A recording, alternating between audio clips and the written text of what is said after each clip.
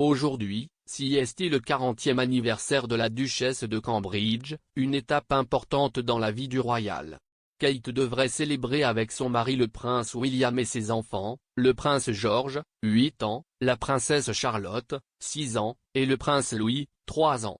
Alors que les anniversaires sont généralement un moment de célébration, sa journée spéciale a été éclipsée il y a 2 ans par une annonce du duc et de la duchesse de Sussex.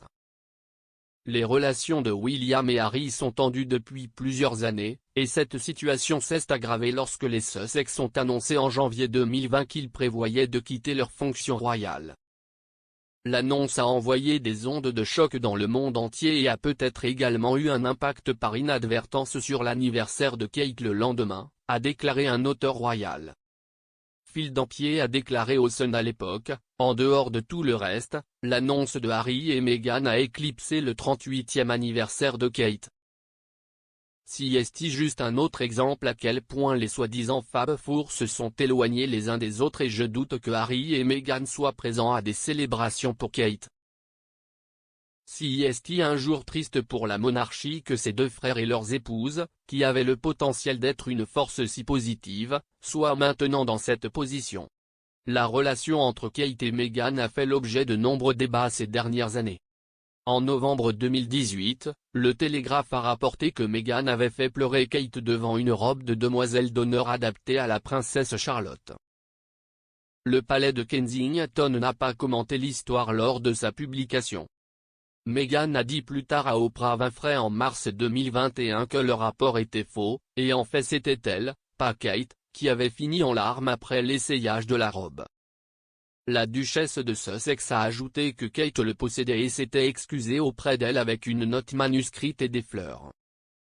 Kate n'a pas commenté publiquement l'interview de Meghan avec Oprah ou sa version des faits, mais l'experte royale, Madame Nicole, a déclaré à l'époque que la duchesse de Cambridge était mortifiée par cette version des événements. Elle a déclaré à OK Magazine, d'après ce que j'ai entendu, il existe différentes versions de l'histoire de la demoiselle d'honneur, pas seulement celle dont Meghan a parlé. Kate avait l'impression que tout était réglé, donc le revoir était mortifiant. Kate n'est pas en mesure de répondre et Meghan et Harry le savent.